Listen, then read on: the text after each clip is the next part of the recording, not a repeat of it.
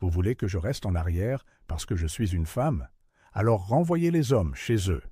J'irai seul. » La voix de la capitaine Helena Ward claqua dans la pièce comme un éclair. La salle de planification du 17e bataillon plongea dans le silence, hormis le doux bourdonnement d'une radio lointaine. Elle se tenait immobile, la poitrine haletante, face à une rangée de visages stupéfaits. Autour de la table, personne ne soutint son regard, pas même le colonel Brice, l'homme qui venait de remettre en question ses capacités. Helena avait vu venir ce moment. Il était gravé dans la manière dont les hommes la regardaient pendant les exercices, dans la façon dont ses rapports étaient vérifiés 2 fois, dans la surprise avec laquelle on la félicitait. Une surprise qui trahissait qu'on ne s'y attendait jamais. Personne ne le disait à voix haute, mais le message était clair. Vous êtes douée. Pour une femme. Née dans une petite ville de l'Arkansas où l'on attendait des femmes qu'elles se taisent et se marient jeunes, Helena avait brisé toutes les conventions. Elle s'était engagée à 19 ans, déterminée à servir, à diriger, à se battre, non pas pour la gloire, mais pour prouver quelque chose de plus profond, qu'elle avait sa place. À travers la boue, les tirs, à travers chaque épreuve exténuante, elle avait gravi les échelons avec cran. Mais le respect, il vint plus lentement. Parfois, pas du tout. Lorsque les renseignements sur un camp d'insurgés hostiles dans les montagnes de Yara arrivèrent, c'était clair. La mission serait dangereuse. Le terrain était un enfer. La région n'avait pas connu la paix depuis des années. La mission exigeait précision, cran et sang-froid. Helena possédait les 3. Pourtant, lorsque les noms de l'équipe de reconnaissance furent lus à voix haute, le sien n'y figurait pas. Elle ne parla pas tout de suite. Elle attendit jusqu'à la fin. Puis elle demanda calmement « Pourquoi pas moi ?»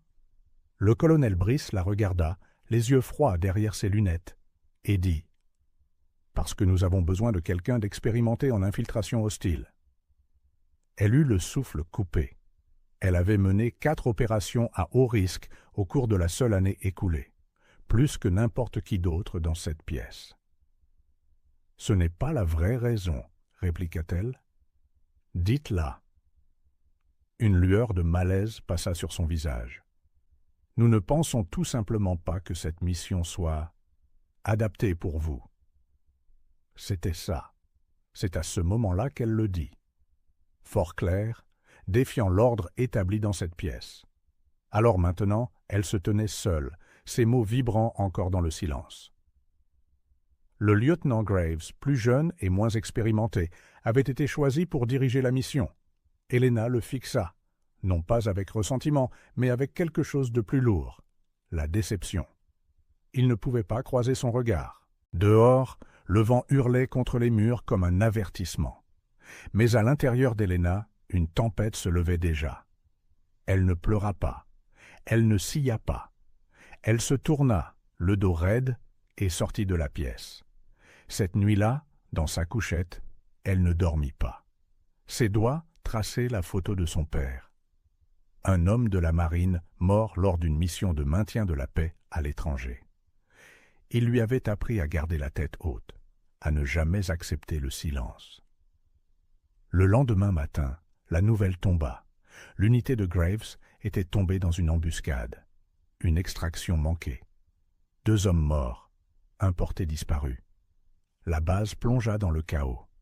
Helena retourna dans la salle de stratégie sans attendre d'y être convoquée. Elle laissa tomber une carte sur la table. « Je connais les lignes de crête. Je me suis entraîné dessus l'année dernière, lors d'opérations conjointes avec la Recon Delta. Vous avez besoin de quelqu'un qui connaît ce terrain. » Le colonel Brice la regarda, hanté désormais par les conséquences de sa décision. « Helena ?»« J'y vais, dit-elle, et je vais les ramener. » Cette fois, personne ne discuta. Le froid lui mordait la peau alors que l'hélicoptère de transport fendait le ciel obscur. La capitaine Helena Ward était assise au bord de la porte de la cabine, les yeux fixés sur la silhouette déchiquetée des montagnes de Yara, au loin. Le brouillard s'enroulait entre les crêtes comme la fumée d'un champ de bataille, et en dessous, le danger attendait. Elle serra plus fort la sangle de son fusil, non par peur, mais par résolution. L'équipe qui lui avait été assignée était petite, Seulement 3 hommes. Le sergent Dallin, un éclaireur au regard perçant, le caporal Mendes, aux communications et en soutien. Et le soldat Kellan, tout juste sorti de formation, mais débordant d'une énergie nerveuse. Aucun d'eux n'avait beaucoup parlé depuis le décollage. Ils savaient tous qui aurait dû diriger cette mission dès le départ. Personne ne le disait à voix haute, mais elle pouvait le sentir dans le poids de leur silence. Surtout de la part de Dallin, qui ne faisait aucun effort pour masquer son doute. « Vous êtes sûr d'être à la hauteur, capitaine ?» demanda-t-il lors des dernières vérifications, non par inquiétude, mais par défi. Helena ne leva pas les yeux de son équipement. « Je ne suis pas venu chercher votre approbation, sergent. Je suis venu pour mes hommes. » Les mots tombèrent lourdement et le reste du vol se passa dans un silence sinistre. Alors que l'hélicoptère descendait dans une clairière étroite, Helena balaya le terrain du regard. Les insurgés étaient connus pour leur mobilité, disparaissant dans des grottes, d'anciens bunkers et des cols de montagne. Le signal de la balise de Graves s'était éteint 3 heures plus tôt, probablement endommagé dans l'embuscade. Les bottes heurtèrent le sol.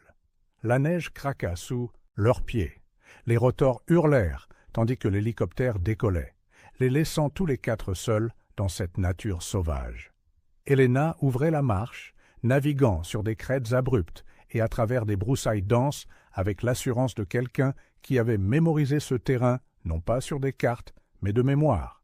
Son esprit effectuait des calculs constants, vitesse du vent, altitude, temps jusqu'à la cible, tandis que son instinct la guidait. Après des heures de progression prudente, ils atteignirent les abords du site de l'embuscade. Du matériel calciné gisait éparpillé sur le sol enneigé. Un corps à moitié enseveli dans le givre.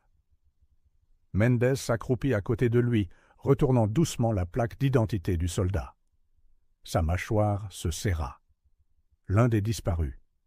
Pas Graves. Ils continuèrent d'avancer. Cette nuit-là, ils s'abritèrent dans une vieille cabane de ravitaillement abandonnée par des groupes rebelles des années auparavant. Helena ne put dormir.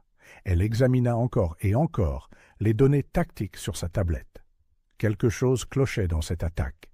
Ce n'était pas seulement une embuscade, c'était d'une précision chirurgicale, comme si l'ennemi savait que l'équipe arrivait. Mais comment? Elle ne formula pas encore ses soupçons. À l'aube, Kellan capta un faible signal. La balise de détresse de Graves s'était réactivée. Elle se déplaçait, lentement, blessée. Ils la suivirent jusqu'à un ravin juste après la crête nord. Là, ils le trouvèrent, vivant, en sang, un bras brisé, à peine conscient. Helena tomba à genoux à ses côtés. « C'est moi, » murmura-t-elle. « Vous êtes en sécurité maintenant. » Graves cligna des yeux, peinant à faire le point. « Il savait que nous venions, » râla-t-il. Son sang se glaça. « Comment ?»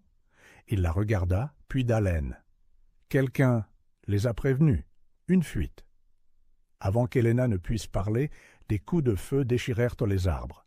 Les balles s'enfoncèrent dans la neige, forçant l'équipe à se mettre à couvert. On les avait suivis, piégés à nouveau. Quelqu'un connaissait leur itinéraire exact. Coincée dans le ravin, avec Graves qui s'affaiblissait rapidement, Helena savait qu'il n'y avait qu'une seule issue, se battre. Mais plus que les balles, c'était la trahison qui brûlait dans sa poitrine. Quelqu'un s'était assuré qu'elle échoue avant même d'avoir commencé. Il voulait qu'elle échoue, qu'elle devienne un exemple à ne pas suivre. La femme qui n'a pas pu finir ce qu'elle avait commencé.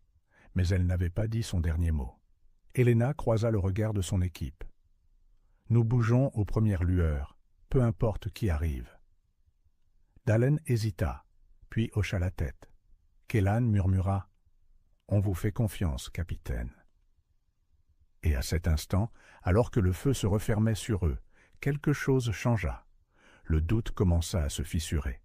Et à sa place, les prémices de la confiance. La tempête se leva juste avant l'aube, rapide, violente, suffocante. La neige tourbillonnait autour d'eux, transformant le ravin en un cercueil blanc. La visibilité tomba à presque zéro. Helena Ward était accroupie près du lieutenant Graves blessé, ses mains tremblant non pas de froid, mais du poids de ses derniers mots. Quelqu'un de l'intérieur les avait piégés. Elle repasse les faits en revue, le refus de la mission, la balise opportunément désactivée et maintenant une deuxième embuscade. Ce n'était pas de l'incompétence. C'était orchestré. Et quelqu'un avait tout misé sur le fait qu'elle n'y survivrait pas. Alors que le vent hurlait, Dallin s'approcha, son souffle formant un nuage de vapeur. Le signal s'est brouillé. On n'a plus de communication. Ça ne m'étonne pas, marmonna Helena. Sa mâchoire était crispée, son regard lointain. Ils n'essaient donc pas seulement de tuer Graves, ils essaient d'étouffer l'affaire. Quelle affaire? Celle où la femme qu'ils ont sous-estimée sort vivante de cet enfer. Dallin ne répondit pas, mais pour la première fois, quelque chose s'adoucit sur son visage. Il ne savait pas si c'était de la culpabilité ou une prise de conscience, mais il ne discuta plus. Ils enveloppèrent Graves dans des couvertures thermiques, Kellan portant le sac avec les fournitures d'urgence. Mendes traça un itinéraire alternatif par le versant ouest de la crête, plus risqué, mais moins susceptible d'être surveillé. Il leur faudrait 24 heures s'ils ne s'arrêtaient pas. Ils n'avaient pas l'intention de s'arrêter. Mais ils n'avaient pas avancé bien loin quand Helena remarqua les empreintes de pas, fraîches, par paires. Quelqu'un les suivait. Pas des insurgés, des mouvements entraînés, une progression en quinconce, une formation militaire. Elle fit signe à l'équipe de se baisser derrière un arbre tombé.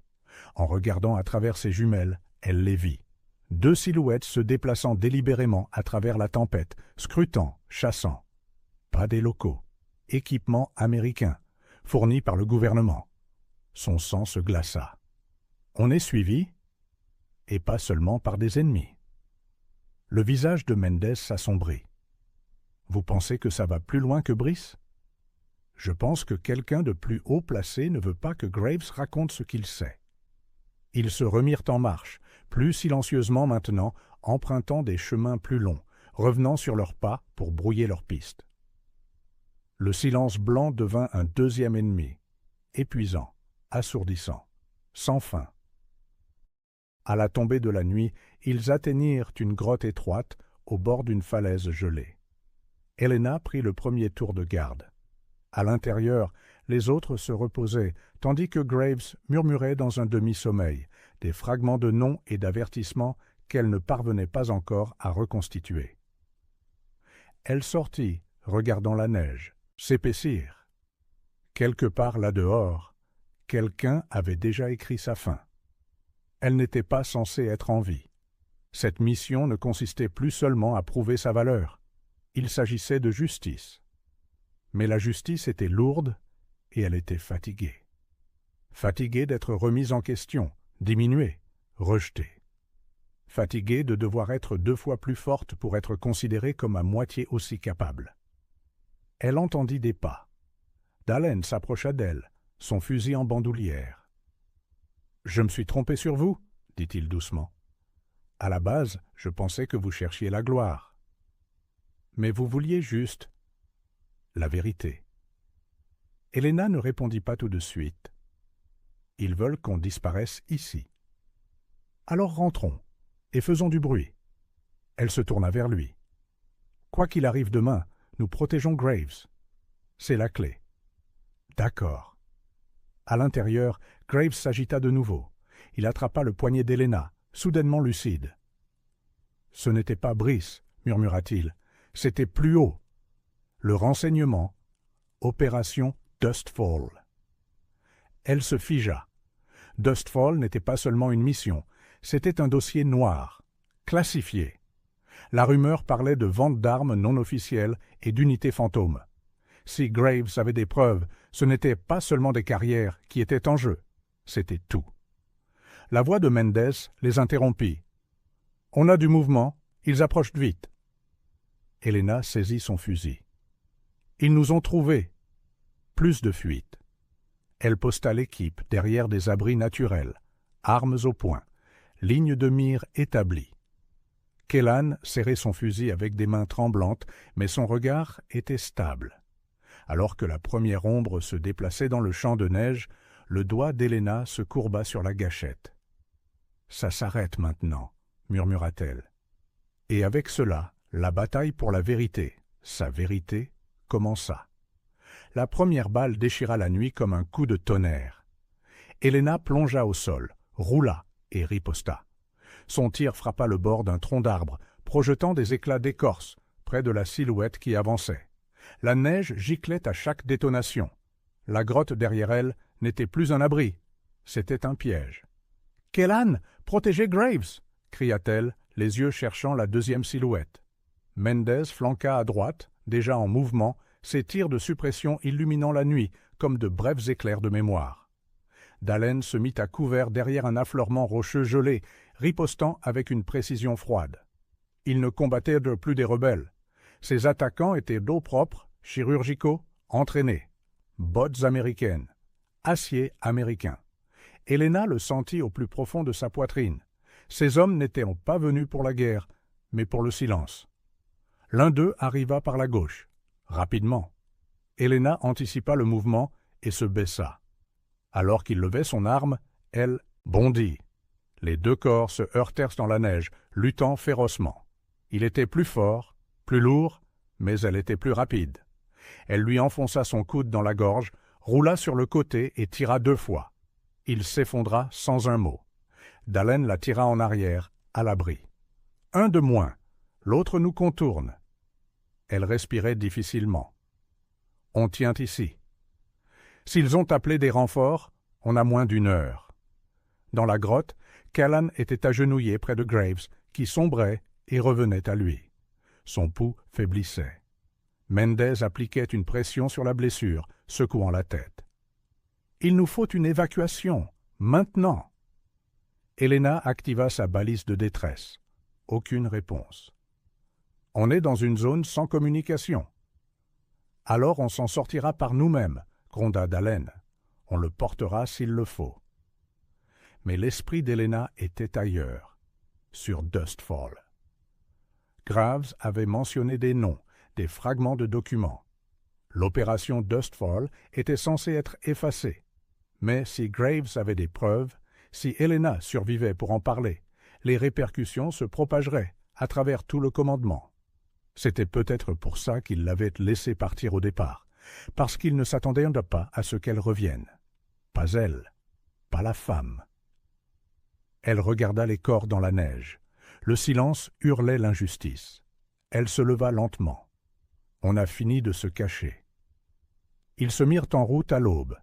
La tempête était passée, mais la glace avait durci le sol. Chaque pas en avant risquait de faire du bruit, de les exposer, de les tuer. Helena ouvrait la marche, les yeux fixés sur la piste devant elle. Kellan et Dallène portaient Graves ensemble, un bras sur chaque épaule, chancelant, mais déterminés. Après 3 heures exténuantes, ils atteignirent la dernière crête et le virent. L'avant-poste. Une lueur de sécurité à l'horizon blanc. Mais alors qu'ils avançaient, un nouveau son emplit l'air, un grondement mécanique sourd. Des motoneiges. 3 d'entre elles. Noires. Les marques d'identification grattées. Dallène jura. « Ils ne nous laisseront pas partir. » Helena se retourna, sa voix tranchante. « Séparez-vous, je vais les attirer. »« Vous n'y arriverez pas, » dit Mendez. « Je n'ai pas besoin d'y arriver. Juste de vous acheter assez de temps. »« Non, » intervint Kellan, « on y va tous. Ensemble. » Pendant un instant, Helena vit son ancien moi se refléter dans les yeux du jeune soldat. Féroce, idéaliste, intact. Cela lui donna de la force. « Non, » dit-elle doucement. « Vous portez Graves. Dallène, couvrez l'arrière. Je mène. » Elle courut la première, à découvert, attirant les motoneiges vers elle. Elles suivirent. Les tirs éclatèrent. La neige explosa autour d'elle comme des mines terrestres. Elle se jeta au sol, roula, tira, et abattit un pilote. Un autre fit une embardée. Mendez tendit une embuscade au 3e. Depuis une crête, le faisant tomber en plein virage. C'était chaotique, brutal, désespéré. Et puis, le silence. L'une des motoneiges fonctionnait encore. Helena monta à bord, ensanglantée mais vivante. Elle leur fit signe d'avancer. « En route !» L'équipe arriva à l'avant-poste, juste au moment où le soleil perçait l'horizon, peignant la neige d'or. Les médecins se précipitèrent, prenant Graves des bras de Kellan et d'Allen. Helena se tenait droite, gelée, meurtrie, mais invaincue. Le colonel Bryce se tenait à la porte, les yeux écarquillés de choc. « Vous avez réussi » dit-il. Elle s'avança, lui tendant l'enregistreur ensanglanté de Graves. « Ce n'est pas grâce à vous, » dit-elle, sa voix d'acier. « Et ça va faire du bruit. » Pour la première fois, Brice parut effrayé. Helena ne sourit pas. Elle n'en avait pas besoin. L'heure de la justice avait sonné. La salle d'audience de Fort Greenridge était plus froide que les montagnes. La capitaine Helena Ward se tenait devant le tribunal militaire en grand uniforme, sa posture inflexible. Ses ecchymoses s'étaient estompées, mais le poids de ce qu'elle portait demeurait. Derrière elle se tenaient Mendez, Dallin et Kellan, tous en voie de guérison. Grave était toujours dans un hôpital militaire, mais vivant. Et maintenant, ses mots, sa vérité, étaient enfin entendus. Une rangée d'officiers était assise en hauteur, leurs yeux braqués sur elle comme des canons de fusil. L'écran de projection derrière elle affichait des cartes, des messages décryptés, des journaux vocaux, tous extraits de l'enregistreur récupérés de Graves et des propres comptes rendus d'Helena. « Voici, dit-elle d'une voix stable, sur quoi reposait l'opération Dustfall, la vente d'armes américaines à des milices non réglementées en échange d'un levier politique. Le renseignement l'a sanctionné sous couvert de stabilité.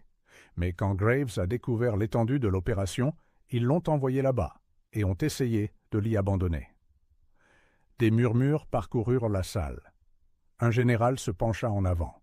« Capitaine Ward, accusez-vous le haut commandement d'avoir délibérément orchestré la mort de son propre personnel ?» Helena croisa son regard. « J'énonce des faits. Sans cette décision, 2 soldats seraient encore en vie. Un autre l'a presque été. Et sans moi, sans la personne que vous jugiez tous inapte à cette mission, rien de tout cela n'aurait été révélé. » Silence. Lourd. Palpable. Plus tard, alors que la salle se vidait, le colonel Brice s'approcha d'elle. Il paraissait plus petit maintenant, dépouillé de son arrogance. « Vous vous êtes fait des ennemis. »« J'ai fait éclater la vérité, » répliqua-t-elle. Il jeta un coup d'œil autour de lui, baissa la voix. « Ils n'oublieront pas ça. »« Je ne veux pas qu'ils oublient, je veux qu'ils s'en souviennent. » Puis elle s'éloigna. Les retombées furent rapides. L'opération Dustfall devint le centre de multiples enquêtes. Des officiers furent démis de leurs fonctions. Des dossiers déclassifiés. Helena fut convoquée 2 fois à Washington, puis envoyée au quartier général de l'OTAN à Bruxelles pour partager ses observations opérationnelles. Son histoire dépassa les canaux militaires. Une version divulguée de son rapport de terrain se répandit comme une traînée de poudre sur les forums, les messageries, puis finalement dans les journaux nationaux. Au début, les gros titres s'interrogeaient « Officier téméraire ou héroïne, malgré elle ?» Mais le récit changea rapidement. Ils montrèrent le clip vidéo de son témoignage au tribunal. La vérité froide dans ses yeux, la discipline de sa posture. Ils la montrèrent portant la civière de Graves à travers la neige, sa main ensanglantée enroulée autour du canon de son fusil. Les gens écoutèrent, parce qu'elle n'était plus seulement une soldate, elle était un symbole.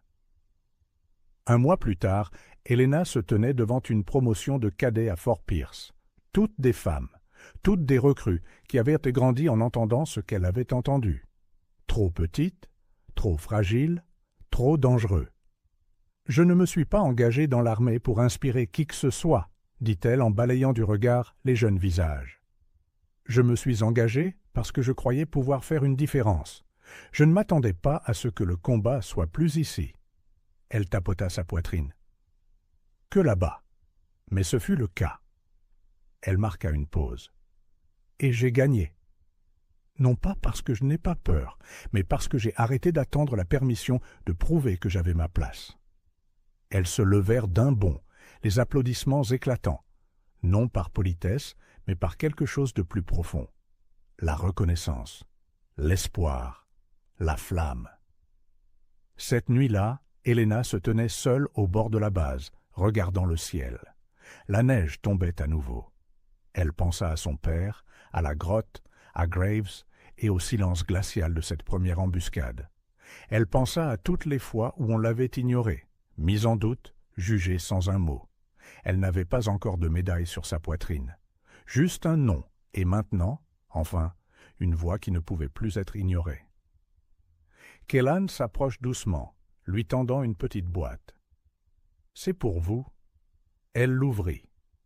À l'intérieur, une pièce d'argent, gravée de son indicatif. Valkyrie. Une récompense non officielle, sans grade, sans règlement. Mais elle signifiait tout. En dessous, un mot. Ils ont essayé de vous enterrer, mais ils ne savaient pas que vous étiez la tempête. Et tandis que la neige murmurait sur ses bottes, la capitaine Helena Ward sourit. Non par vengeance, mais parce que la bataille qu'elle avait menée avait résonné bien au-delà d'elle-même. Ils avaient dit que c'était trop dangereux pour une femme. Elle a prouvé que le danger était de sous-estimer l'une d'entre elles.